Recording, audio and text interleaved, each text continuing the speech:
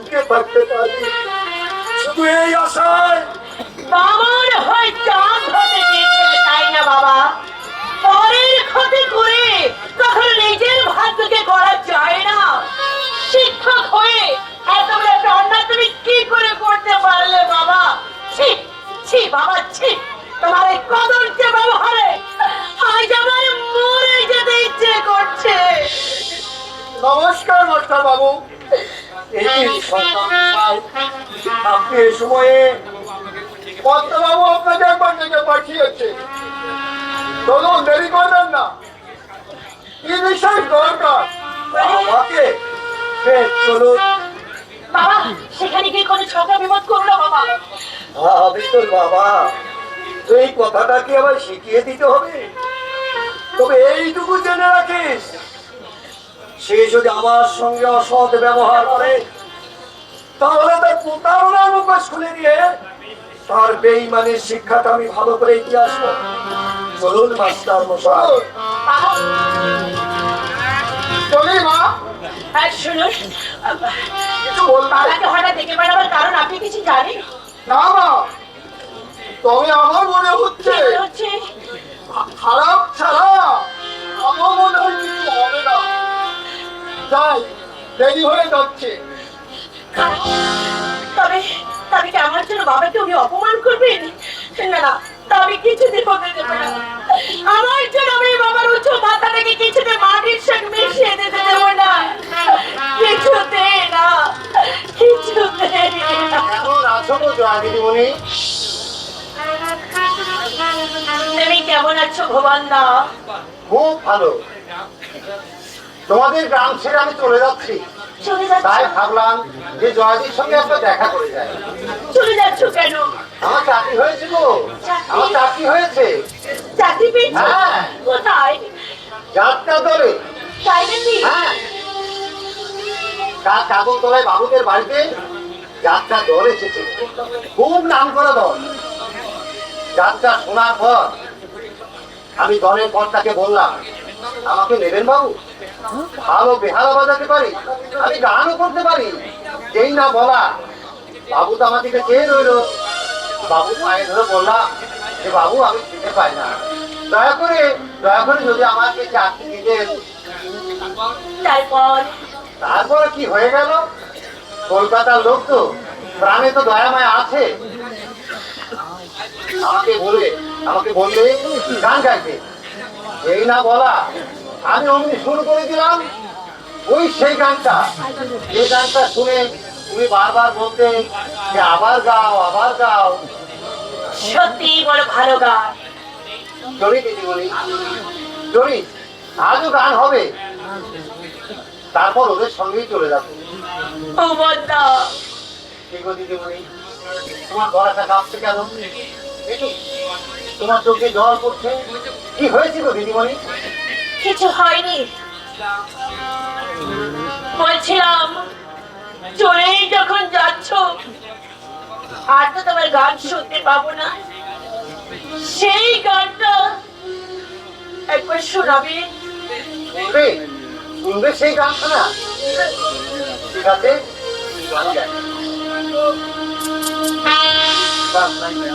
শ্যাম বিরহে রাধার চোখে মনে কেন মানে না?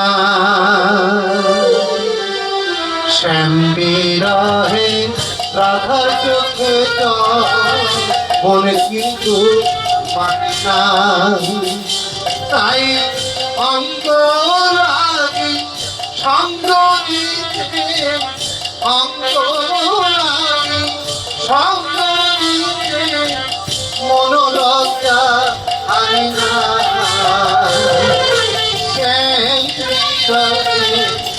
রাধার চোখে মনে বুঝি মানে না।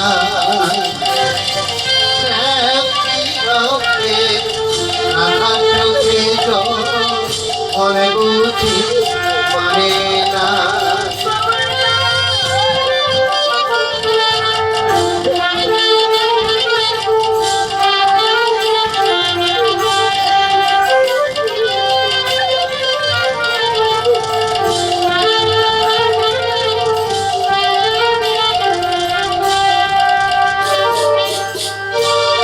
পিরিতির এমনি প্রাণে চলে যায় সঙ্গপনে পিরিতির এমনি প্রাণে চলে যায় সঙ্গপনে কি জাদু আছে প্রাণ সখী সখী আমার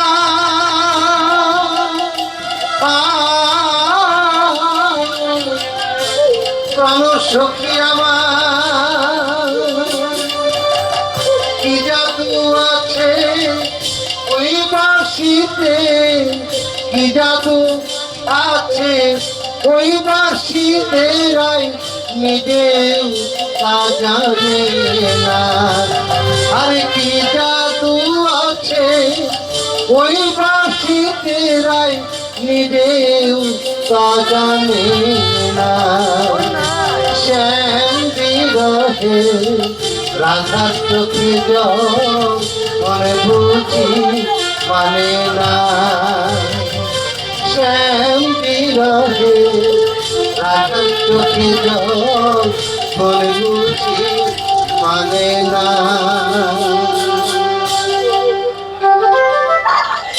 বন্ধ করো পাগলাদা, তোমার এই গান বন্ধ করো, আমি আর শুনতে পাচ্ছি না, বন্ধ করো। কি বলছো গো দিদিমণি? কেন তুমি আজ এমন বলছো?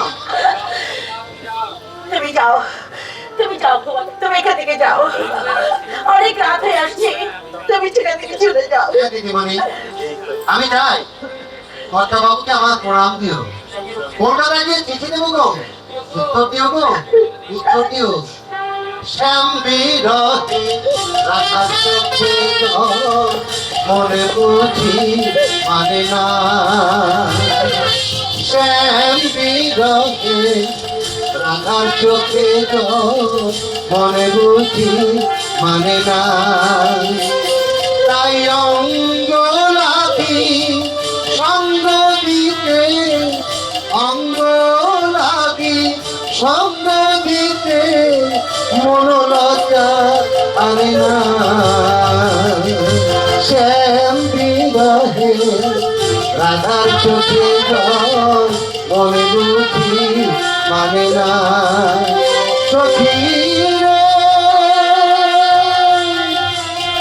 প্রাণ সখী আমার সখী আমার সখী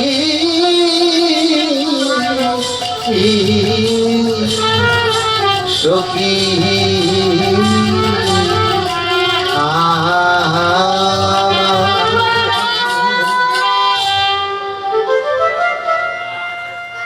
আমি কি করলাম? কেন কেন আজ নিজের জ্বালা নিজে ধরা পড়ে আমার ছটফট করছে কেন? ঠাকুর, তুমি আমাকে শক্তি দাও, ঠাকুর তুমি আমাকে শক্তি দাও। এই যন্ত্রণা যে আমি আর সইতে পারছি না, আমি আর সইতে পারছি না।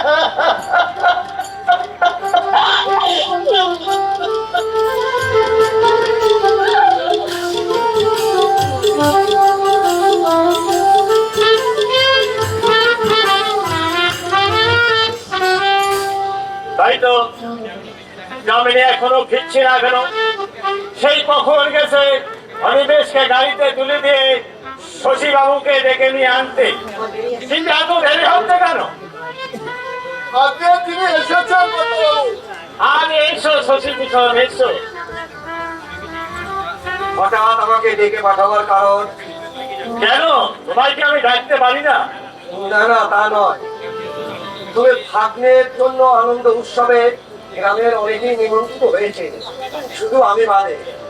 তাই হঠাৎ তলব পেয়ে ভালো খাবার গুলো বোধহয় বেশি হয়ে গেছে, তাই আস্তে করে না ফেলে আমাকে খাওয়াতে নিমন্ত্রণ করেছে। শশীভূষণ, মাত্রা ছাড়িও না। বেশ, বলুন কি দরকার? জামিনী, ওরা একটু নিচে যাও, দরকার হলে আবার ডাকবো। কি আজ্ঞা বাবু? শোনো মাস্টার, তোমার নিশ্চয়ই মনে আছে আমি বলেছিলাম আমার ভাগ্নের সঙ্গে তোমার মেয়ের বিয়ে দেবো।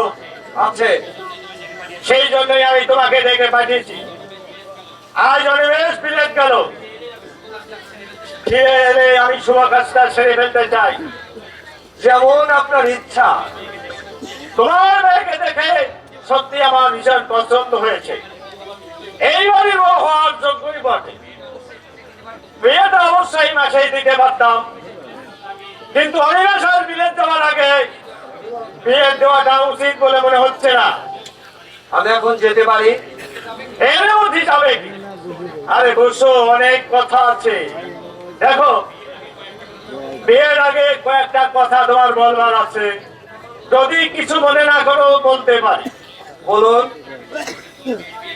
অনিমেষের সঙ্গে তোমার মেয়ের বিয়েটা আমার মতো বলে তোমার বাড়িতে না হয়ে আমার এখানে হলেই ভালো হয়। কারণ যদু নারায়ণের নাতির বিয়েটা বেশ জাঁকজমকের উপরই হওয়া উচিত। তুমি কি বলো? আমায় কি করতে হবে বলুন?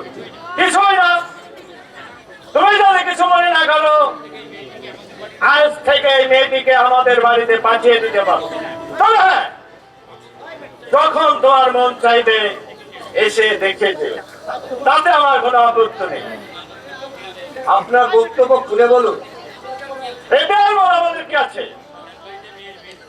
জমিদার বাড়িতে মেয়ে বিয়ে দিতে গেলে প্রচুর খরচ করতে হবে। তাই বলছিলাম এত টাকা খরচ করার সামর্থ্য তো তোমার নেই। মেয়ের বিয়ে দিতে গেলে টাকার যে প্রয়োজন সেটা আমি ভালোভাবে জানি। তবে এইটুকু বলতে পারি, আমার যতটুকু ক্ষমতা আমি দেব, তবে যার খুশি হবে আমার মেয়েকে বরণ করে নেবে। যেখানে মেয়েকে নিজের হাতে সাজিয়ে সূর্যদন করতে পারবো না, এমন ঘরে বিয়ে দেওয়াচ্ছে মেয়েকে আমি গলা টিপে শেষ করে দেবো। বলতে এত টাকা তোমার বেমাত নয়, এটাই আমার মনের কথা।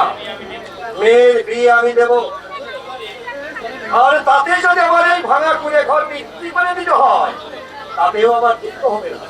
আচ্ছা, মেয়ের বিয়ে তুমি কোথায় দাও আমিও দেখবো।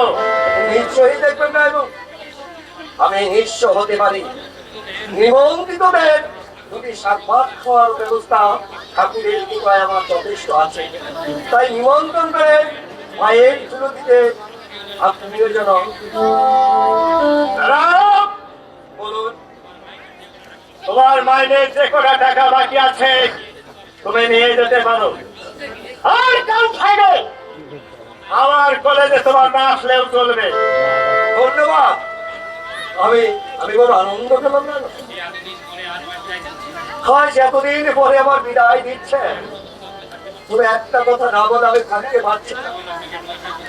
ভগবান আপনাকে পয়সার গতিতে বসিয়েছে বলে মানুষের প্রাণ নিয়ে সিনেমিনি খেলতে পারছেন, নইলে আমাদের মতো আপনাকেও হয়তো দরিদ্রের জ্বালায় ঘর থেকে পথে নেমে এসে জনগণের কাছে হাত বাড়াতে টাকা আপনি রেখে দিন। আর কথা তুমি তাহলে টাকা দেবে না? না, শেষই বছর টাকাগুলো রেখে দিন। কলেজের ছেলেদের মিষ্টি খাওয়াবেন, তাতে আপনি সুনাম পাবেন। এত সাহস তোমার আমার বাড়িতে দাঁড়িয়ে আমাকেই তুমি অপমান করছো। সেই সুযোগটা আপনি আমায় করে দিয়েছেন। সেদিন অনিমেষকে পাস করে দেওয়ার জন্য আমার হাত দুটো জড়িয়ে ধরে পায়রা ভিক্ষে করেছিলেন, আর বলেছিলেন তোমার এই ঋণ আমি আজীবনে মনে রাখবো। আর সেই আজ আপনি আমাকে চাকরি থেকে জবাব দিচ্ছেন। বাহ, আমি ভাবতেই পারছি না সেদিনের সঙ্গে আজকের কত কথা। বন্ধ করো তোমার এই বক্তৃতা। এলে যাও আমার বাড়ি থেকে। যাবেনি, যাবেনি। ডাকছে কত বাবু? শশী ভূষণ কাল থেকে আর এই কলেজে আসবে না। তুমি কাগজ